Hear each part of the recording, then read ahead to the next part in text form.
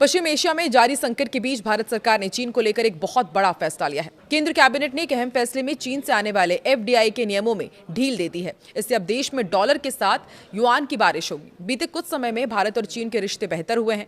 विश्वास बहाली के लिए दोनों देशों ने अहम कदम उठाए हैं। नमस्कार, मैं हूं आकांक्षा और आप देख रहे हैं न्यूज 18 का डिजिटल प्लेटफॉर्म। तो रिपोर्ट्स के मुताबिक केंद्र कैबिनेट ने पड़ोसी देशों से आने वाले एफडीआई के नियमों में बड़ी ढील दी है। पड़ोसी देशों में चीन भी शामिल है। साल 2020 में प्रेस नोट 3 के तहत सरकार ने चीन से विदेशी निवेश की शर्तों को कड़ा कर दिया था। इसके तहत एफडीआई के लिए सरकार की मंजूरी अनिवार्य थी। कैबिनेट ने इसके साथ ही आईबीसी बिल 2025 और कॉर्पोरेट लॉ अमेंडमेंट बिल को भी मंजूरी दे दी है। अब इस फैसले के बाद भारत में चीन प्रत्यक्ष निवेश के रास्ते साफ हो गए हैं। साल 2020 में डोकलाम संघर्ष के बाद दोनों देशों के बीच एक बड़ी खाई रिश्तों में पैदा हो गई थी।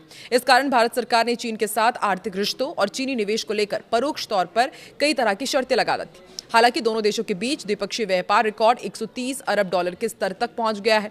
इस द्विपक्षीय व्यापार में भारत को भारी घाटा होता है। ये घाटा करीब 100 अरब डॉलर का है। चीनी निवेश के संदर्भ में ही भारत सरकार ने 23 मार्च 2022 को एक आदेश जारी किया था। इसमें कहा गया था कि भारत के साथ जमीनी सीमा साझा करने वाले देशों से आने वाला कोई भी निवेश केवल भारत सरकार के रास्ते ही आएगा। इससे सीधे तौर पर चीन ने आने वाले निवेश को लक्षित माना गया। उस वक्त चीन के साथ एलओसी पर तनाव चरम पर था। रिश्तों में सुधार की कवायद साल 2024 में प्रधानमंत्री नरेंद्र मोदी की रूस के कजान में चीनी राष्ट्रपति शी जिनपिंग के साथ हुई मुलाकात के बाद शुरू हुई। दोनों नेताओं की इस मुलाकात से कुछ समय पहले ही एलओसी से दोनों देशों की सेनाएं पीछे हटी थी। इसके बाद दोनों देशों के बीच सीधी उड़ान सेवा और मानसरोवर यात्रा शुरू करने पर भी सहमति बनी। फिर पीएम मोदी ने एससीओ शिखर सम्मेलन में भाग लिया, चीन गए और शिखर सम्मेलन पहलगाम हमले और फिर ऑपरेशन सिंदूर के बाद हुआ था। इस सम्मेलन के बाद जारी बयान में आतंकवाद की निंदा की गई।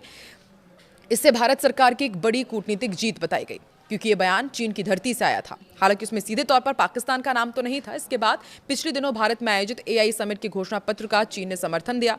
इस तरह दोनों देशों के बीच विश्वास बहाली से जुड़े कई कदम उठाए गए हैं। तो आपको क्या लगता है कि इंडिया और चाइना के बीच सब अब धीरे धीरे ऑल इज वेल हो रहा है या फिर चीन कभी नहीं सुधरेगा? कमेंट में अपनी राय जरूर दें।